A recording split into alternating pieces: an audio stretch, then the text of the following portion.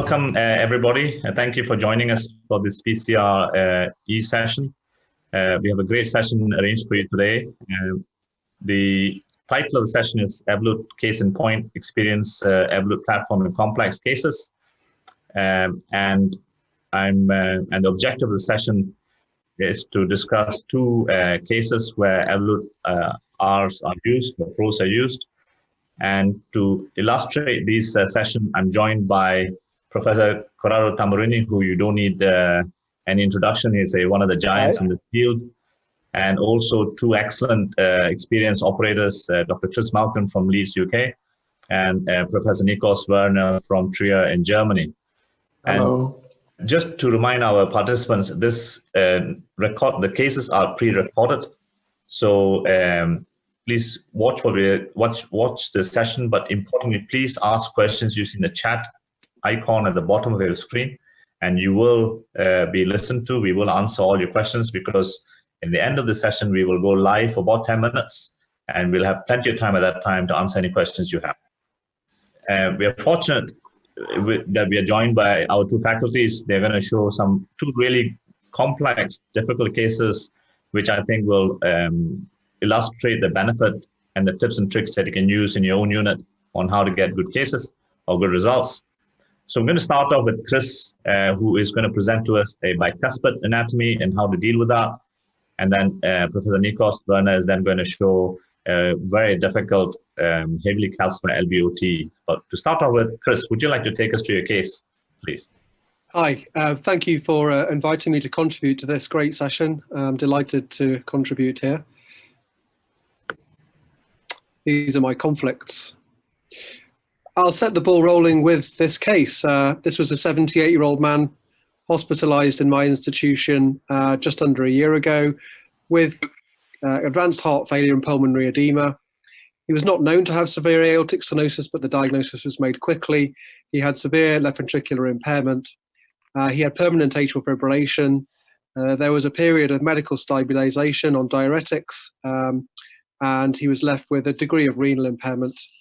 We felt this man clearly needed inpatient acute treatment, and we started to work him up for that. These are the samples of some of the echoes. There is severe left ventricular impairment. There is a heavily calcified aortic valve, and there's probably mild to moderate aortic regurgitation, as well as severe, probably critical aortic stenosis. This is the gated CT. The quality is not perfect, but is adequate for analysis. On the left, the annulus, on the right, the LVOT. The perimeter-derived diameters for both were about 25 millimeters. And some long axis views showing the left coronary and really quite heavy, bulky calcification, both in the leaflets and running down into the LVOT. The sinus at the level of the left main was capacious. These are the supraannular measurements, so measurements of the intercommissural distance, 4 millimeters on the left and 8 millimeters above the basal plane on the right. The 4 millimeter measurement is perhaps the most discriminant for valve sizing in this anatomy, measuring around 24.2 millimeters. These are some fly-throughs on the left going from the outflow tract up, and on the right rotating around, just to give you an idea of the distribution of calcium within the aortic root complex.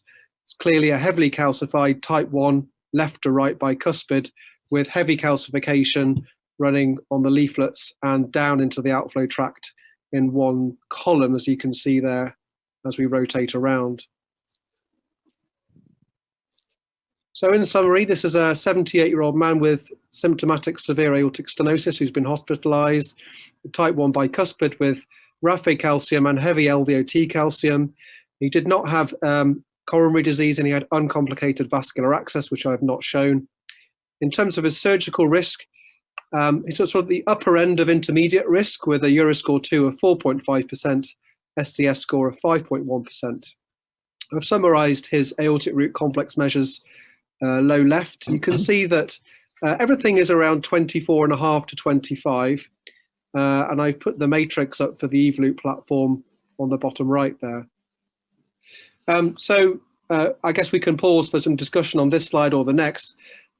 This man clearly needs treatment, and there is a case for surgery. There is also a case for TAVI. If TAVI is considered, which valve should be chosen, and what size and what strategy of implantation should be chosen. There is a plethora of data on TAVI and bicuspid anatomy. The MACAR data is well known and now published, showing that the presence of calcium, particularly raphe calcium, leads to a sequentially or incrementally worse outcome in the intermediate and long term. But we also had the low risk data presented at ACC this year, showing really remarkably good outcomes for TAVI in a low risk group.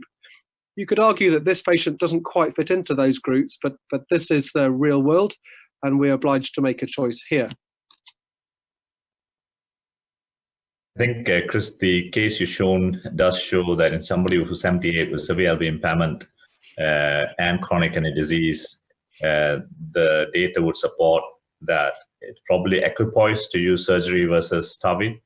But we now have the Evolut Pro technology is, and Evolut R is CE marked for use in this kind of scenarios for bicuspid anatomy. So I think there is some a reasonably good evidence to TAVI for this patient. And I think the patient is not a straightforward surgical candidate. So, yeah, I would agree. And I mean, we have really quite a significant experience on bicuspid anatomy now. And I went to our heart team meeting feeling confident that we could deliver a good valve result. And our local heart team was very comfortable offering this patient a transfemoral TAVI as the preferred choice. And in terms of the valve anatomy, valve choice, the Evolut platform is by far the most frequent device we use in bicuspid anatomy. We felt that this case was ideal for it. So we set this patient up for a very standard procedure with conscious sedation with no anaesthetist present, using LV wire pacing. We nearly always predilate our bicuspid cases, and in this case we actually went with a relatively large, albeit compliant balloon to do a simultaneous aortogram. That was to give us an idea of how the valve would behave, and also to demonstrate to everyone's satisfaction that the valve would seal, probably above the leaflets. And it was a very standard modern Evolut technique with a high implant, aiming initially for level 0 or the basal plane, accepting that the valve will probably slip in 1 millimeter or 2 at final release, and with a strategy to post-dilate for significant aortic regurgitation or for obvious under-expansion of the valve frame with an invasive gradient. So, Chris, sorry. So, if I'm right, the Evolut platform has the CE mark and approval for bicuspid valve, so it's a proper choice, is correct? And I have a question about the predilatation. So, predilatation in bicuspidity is your default strategy, so you always predilate in bicuspid, and in case of yes, how do you size the balloon? Do you have a particular protocol that you follow, or there is another suggestion you can give us? That's a great question. And the answer is it probably does vary from center to center. Our practice is to routinely predilate for all bicuspids, and unless the patient is very precarious hemodynamically and the actual intervention of predilatation could render the patient unstable. So, I mean, those patients are very fragile indeed in cardiogenic shock. But excluding those patients, I would always take a relatively large but compliant balloon. And what you're doing with a predilatation is you are dealing with a heavily calcified, fairly rigid structure. If you don't predilate, then you almost always have to post-dilate. Also, I find that the balloon gives you an idea of what the valve will do. We can talk about the different shapes of these valves in a minute, but sometimes the shape of the valve, of the bicuspid valve, means that the balloon and the valve slip down into the ventricle, and sometimes the other way around. And I find that doing the balloon and doing an aortogram tells me how the valve is going to behave, and also proves to me and my team where the valve will seal on the valve. So it gives you a landing zone, which is often a lot bigger than you think. It can project 4 to 6 millimeters above the annular basal plane. Okay, thank you. Here is the case. It's abbreviated. You can see that there is significant aortic regurgitation, and you can appreciate the very heavy calcium that was shown on the CT. This is the balloon, which you can see there's an indent or an effect of the calcium on the balloon quite high up, well above the bottom of the pigtail, showing what we predicted on the CT is that there is sealing really from every point below that. Here is the implant. This is the valve just in position before we start to unsheath. And you can see we're just at the point of contact there. As with most self-expanding cases these days, we often do a period of high frequency pacing to avoid the sort of bounce that one gets and to avoid a parachute effect of the valve in the anatomy. Here is the valve release from the catheter. You can see as we rotate around that in one plane the valve looks well expanded, but when you come to the REO projection, the valve looks very, very constrained indeed, as is common in bicuspid anatomy. You can also see that the valve looks high, but it's functioning very, very well with, you know, a trivial leak and apparently good results. So, you know, we've got a functionally good result here. We've got a stable valve position. When I checked the hemodynamics at this point, the baseline hemodynamics on the left there, you can see a very high invasive gradient with adverse hemodynamics. There was massive improvement, but we were still left with a residual invasive gradient of around 10 millimeters of mercury and probably mild aortic regurgitation. So there's now a decision to be made whether to accept this, which is clearly a good result already. Could we improve it or potentially improve the longevity of this result with post-dilatation? And if so, you know, what balloon and with what intention? Chris, what parameters would you use routinely in your lab? This patient is conscious, obviously, so TOE is not an option for this patient. And you've shown us the hemodynamics and you've shown the aortogram.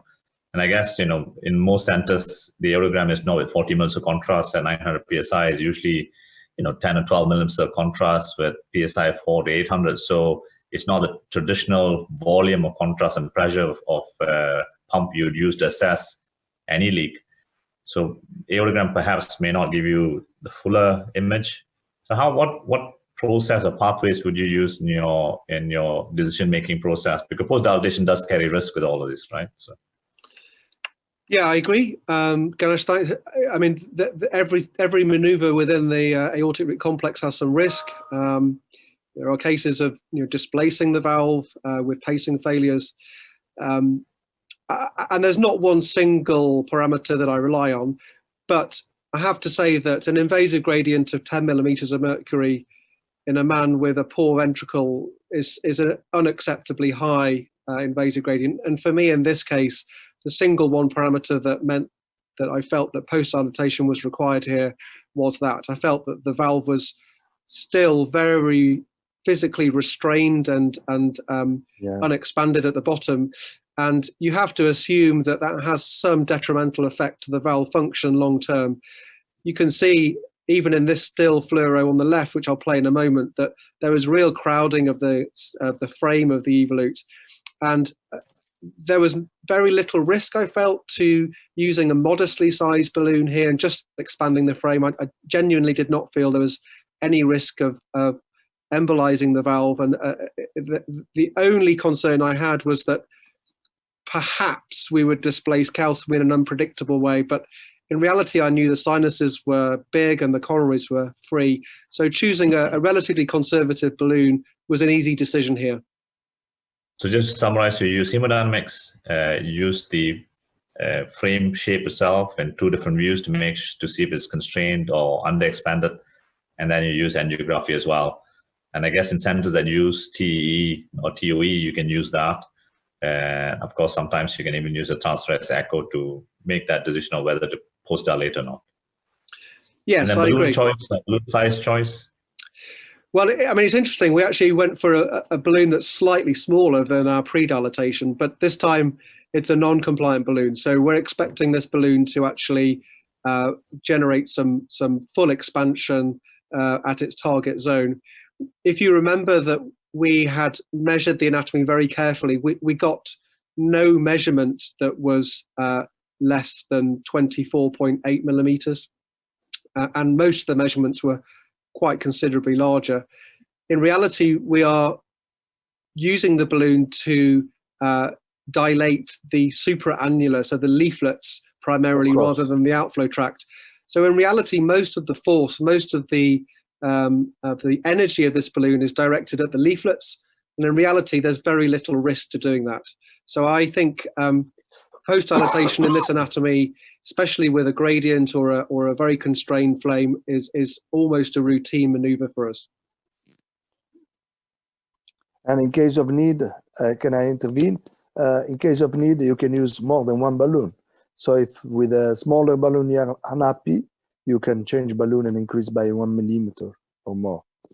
Yes. Could happen. Could happen. I agree. Anyway, here is the balloon going up. So 24 millimeter balloon. I find that the best projection to do this is in the view where the valve looks most constrained. In this case, as in most cases, it's the ariocaudal, and that gives you, it's a very visual feeling. I don't call it a post-dilatation. I call it an adaptation of the frame.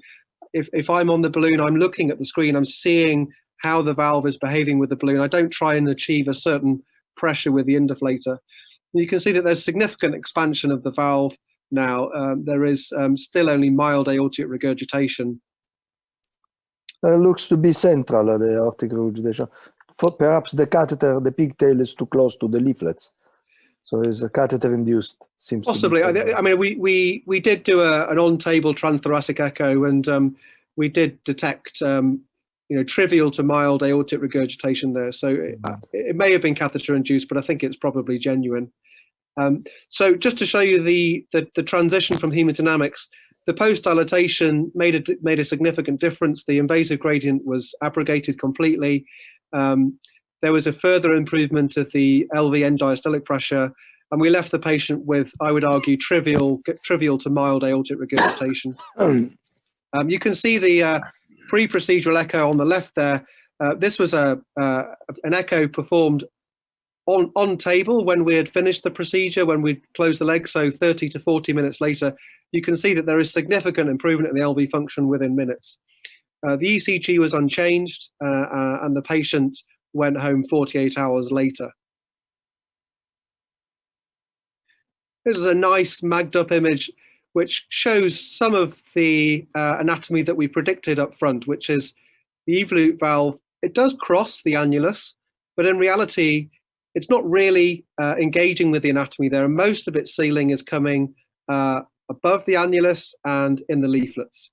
And I think treating bicuspid anatomy, you need to have that cognizant in mind. That is where most of the work, most of the engagement of the TAVI device and the anatomy is taking place.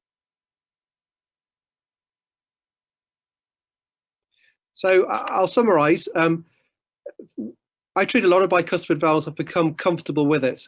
I've used all valve platforms for bicuspid, but I must say, I think the Evolut is the most forgiving device in complex bicuspid anatomy. I've been very reassured by the evolving data in this.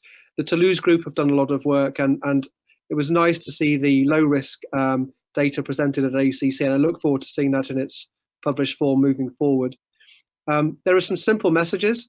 The valve crosses the annulus, but it does most of its sealing in the leaflets. It's very rare, but occasionally you will implant the valve above the annulus, but you nearly always don't need to do that. I think the pre-dilatation balloon strategy is for most patients. All the decisions have really been made before you do the pre-dilatation, but the balloon can help you verify your strategy and tell you how the valve will behave at implant. Like most self-expanding procedures, I will do the implant during a short period of high-frequency pacing. It simply means that you're more likely to deliver the valve to the target depth that you want. And as ever, release the valve with neutral tension. And I have a very, very low threshold for post-dilatation. If there is an invasive gradient, important aortic regurgitation, or a heavily crowded braid or frame of the valve, I think it's something that should be attempted in most patients. Thank you very much for the kind introduction. I will present a case with severe LVOT calcification. So these are my conflicts of interest. The patient is a 57-year-old female. She presented to our hospital with New York Heart Association class 3 to 4. She had a previous cardiac history in 2016 when she received mitral valve replacement. At that time, a Paramount 25mm valve was implanted into the mitral valve position. At the same time, she received a single venous graft to the PDA. The patient also has atrial fibrillation for quite a long time with a CHEST-VAS score of 4. She also had relevant comorbidities. Back in 2003, she received kidney transplantation and had an estimated glomerular filtration rate of 35 milliliter per square meter when she came to our hospital. She also suffered from COPD Gold 3 and had a diabetes mellitus. So all in all, the SDS score summed up to 11%. Here I can show you the transthoracic and transesophageal echocardiography. She had a left ventricular ejection fraction of 65%. You can see the aortic valve severely calcified with an aortic valve area of 0.9 square centimeters and a peak mean gradient of 43 millimeter mercury. And you can also nicely see the mitral valve prosthesis, which is also quite degenerated. She had a mean gradient of 9 millimeter mercury of the bioprosthetic mitral valve and a mild mitral regurgitation, but you can see a lot of smoke in the left atrium of the patient. Next, you can appreciate the heavy and severe LVOT calcification of the patient. I think very typical for a patient with renal insufficiency, very heavily calcified mitral valve, LVOT, calcified aortic valve, shown in both planes, as you can see. So we did workup with 3 Mencho in this patient. Here you can see the annulus calcification, very, very eccentric annulus calcification, and a perimeter of 71.8 millimeters and an area of 386 square millimeters. Severe LVOT calcification is shown on these 3 Mencho CT scans. Heavy calcification all along the mitral side of the LVOT, very focused and heavy calcification, and the hockey puck shows the proximity of the mitral valve and the heavy LVOT calcification. The LCA distance was measured as 8.5 millimeters, shown here.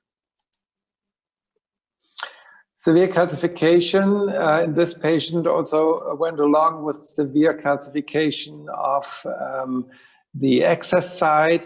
On the right, the patient had a severe calcification in the aortic bifurcation. You can see close to complete obstruction.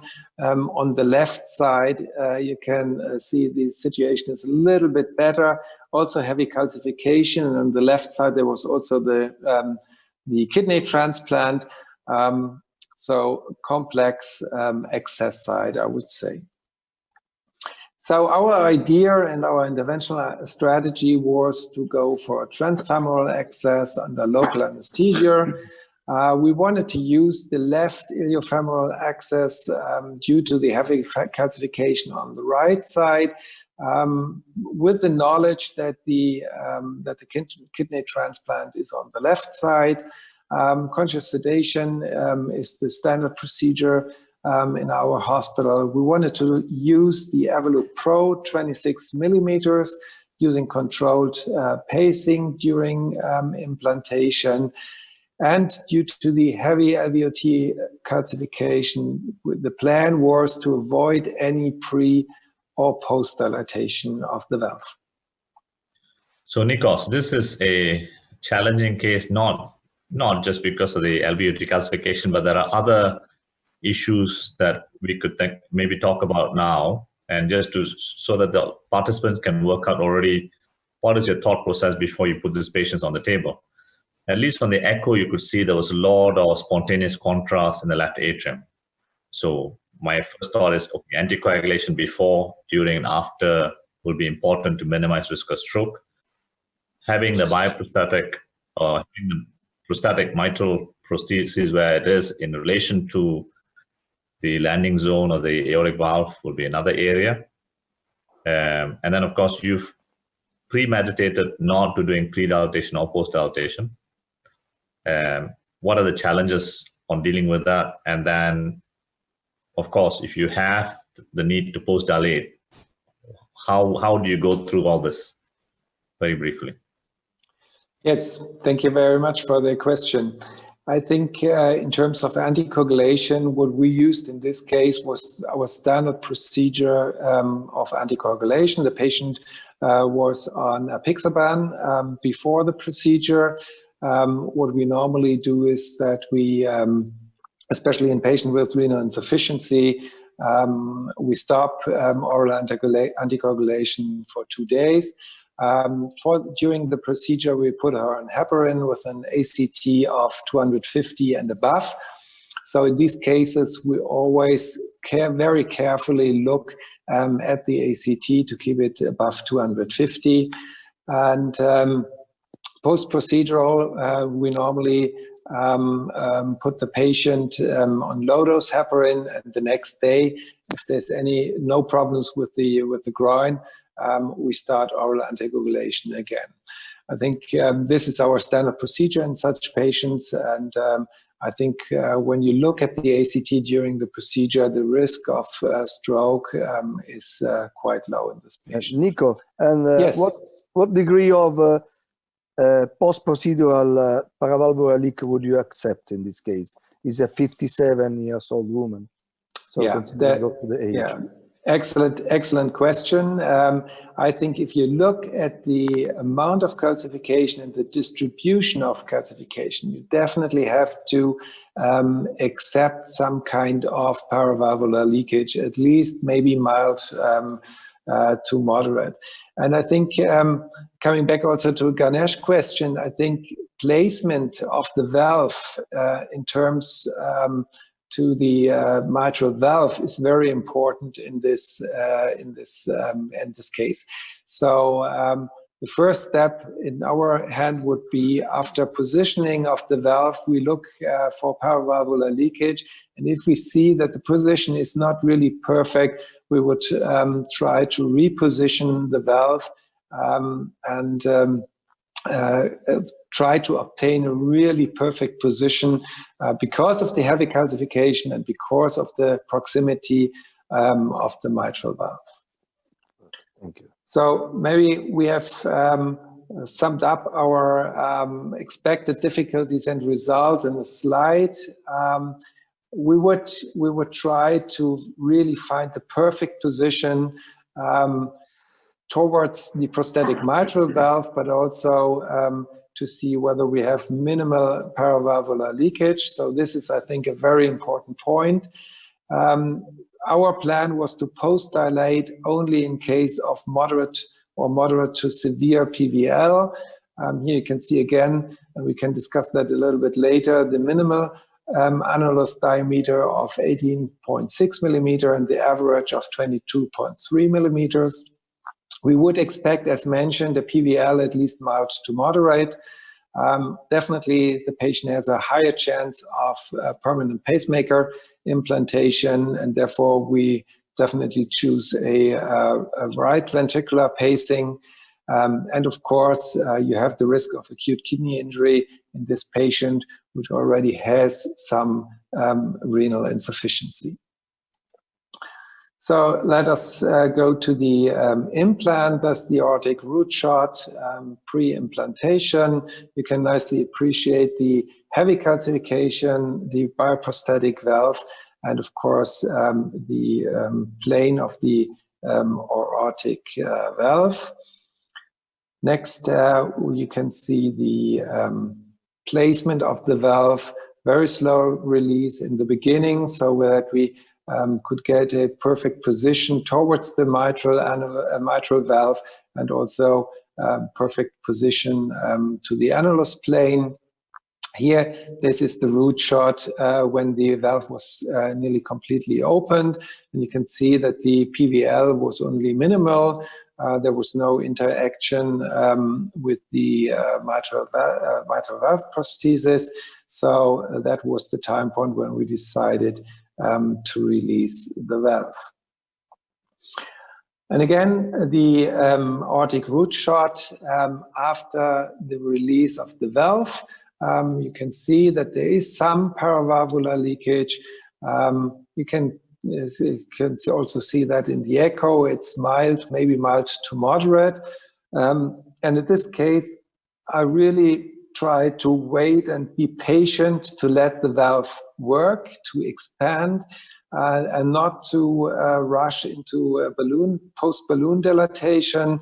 And when we looked at the hemodynamics after 10 minutes, you can see that the LVEDP was around 12, the diastolic pressure was around 55, summing up to an aortic regurgitation index of 37. And this gave us some confidence that we don't have a severe or moderate to severe PVL, but that we could be quite happy with the result. So the post-clinical course, we monitored the patient for 24 hours for AV block. There was no need for pacemaker in follow-up. There was a decrease in the kidney function. However, after a couple of days, the kidneys recovered, and there was a GFR of 40 milliliter per minute. We put the patient on oral anticoagulation again with apixaban. And the hospital stay was uneventful, and the patient was released after 5 days post-intervention. So I think in these kind of cases, it's always interesting to discuss the annular rupture versus PVL as seen in this case. So I think the worst thing which can happen in these severe LVOT calcification is that you get an annular rupture, which is a really, really bad complication and often goes along with the death of the patient. So I think this is always the problem, and to find the right balance between the risk of annular rupture and PVL.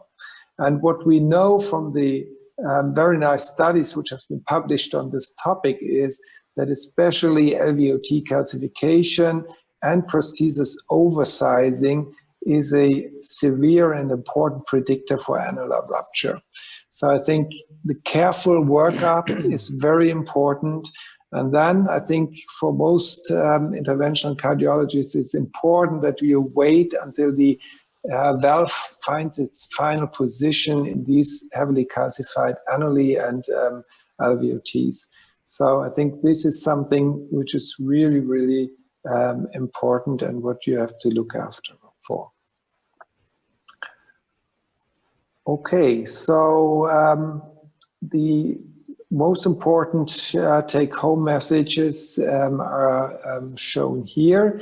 I think you have a high risk for landing zone rupture if you have severe calcium in the annular region and the upper LVOT. You all know that.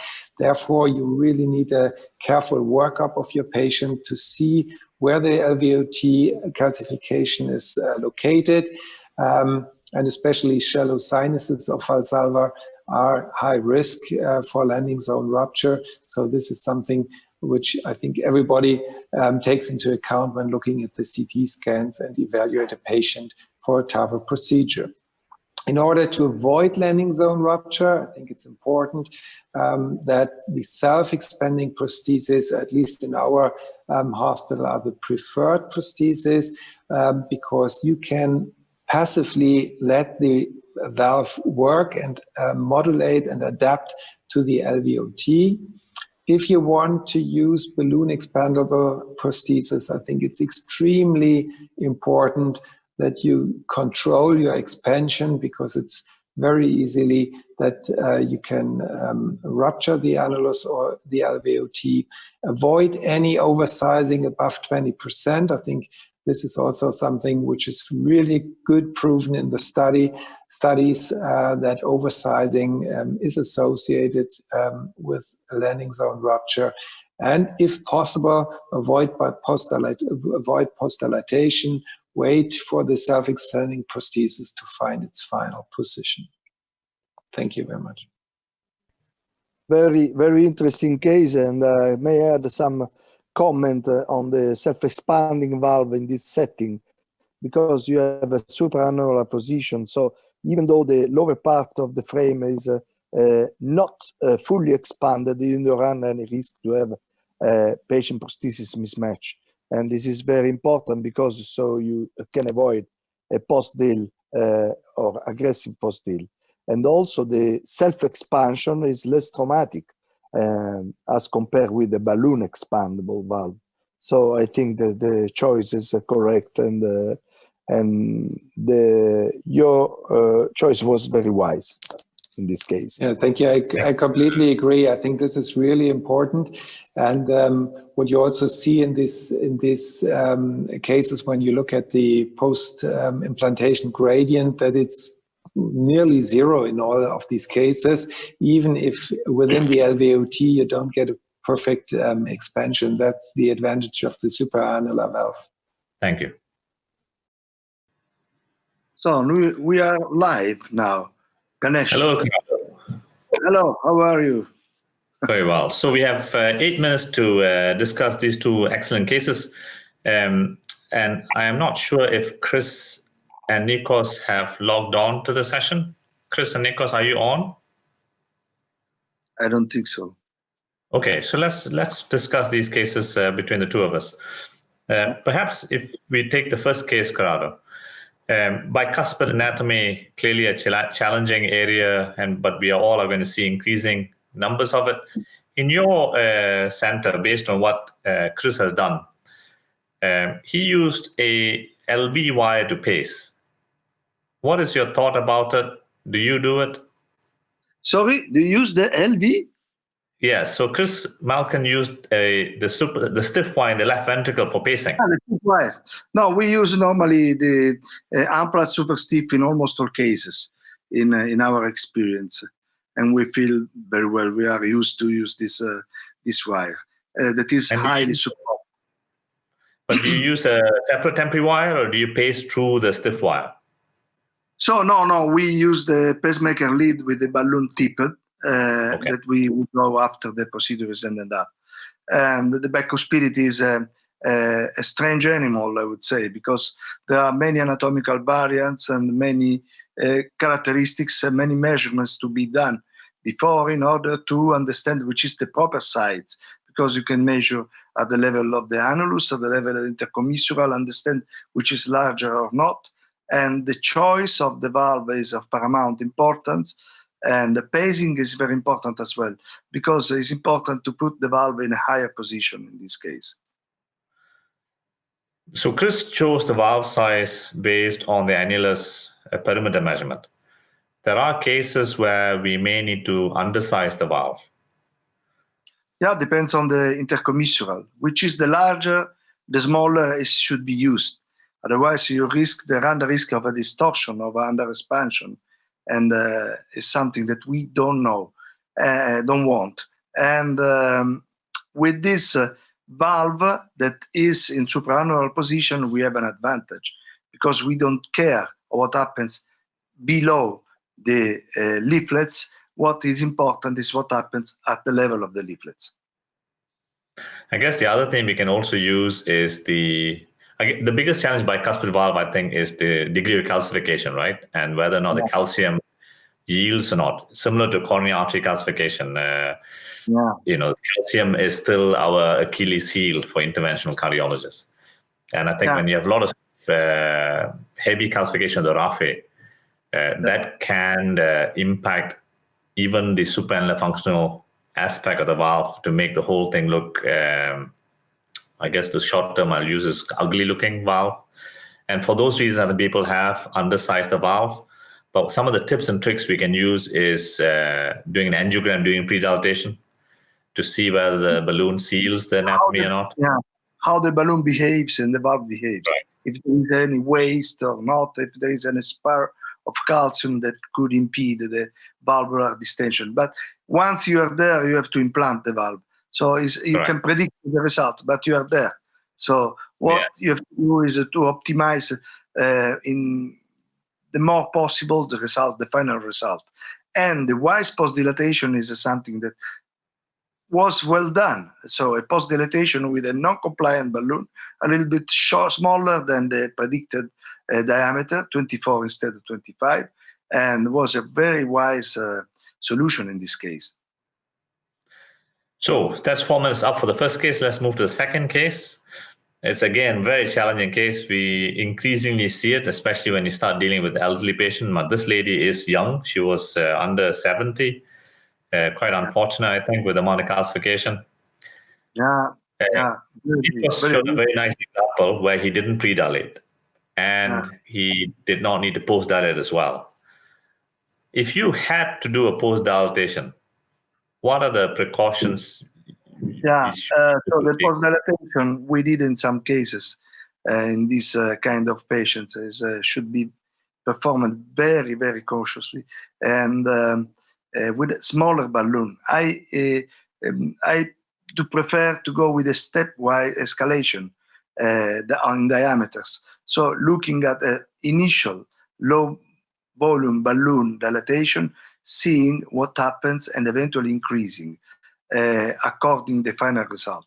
But in this case, I would say that the self-expansion over the time of this nitinol mesh could guarantee a reduction of the paravalvular leak.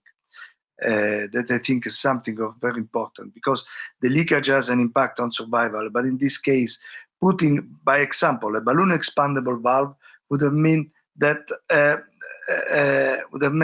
in this case the valve was too low and too close to the LVOT calcium. So I wouldn't implant a balloon expandable valve in this case at all. So this is the only choice we have in my mind. And the other little tip I would suggest in the self-expanding era is to, when you deploy the valve first time, count to 15 or look for 15 minutes before 15 seconds before releasing the valve. And if the valve does look like it's leaking, sometimes what I've done, Corrado, is just to resheath and re-release again.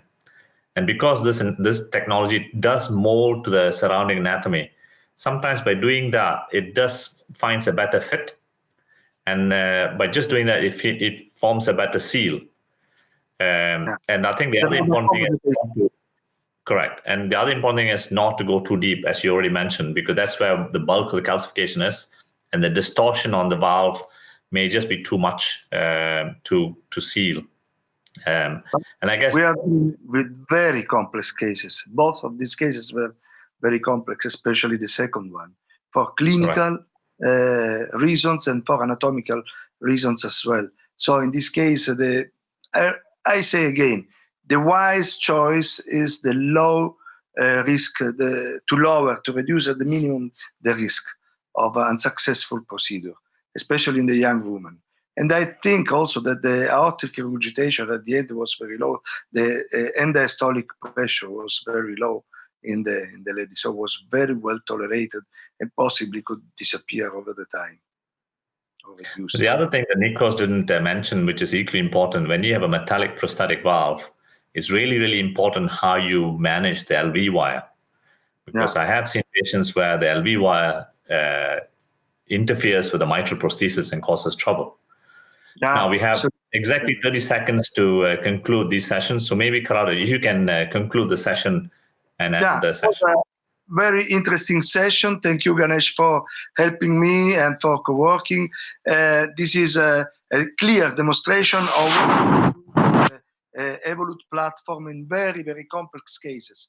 I remind you that the Evolut platform has the CE approval for the bicuspid valve.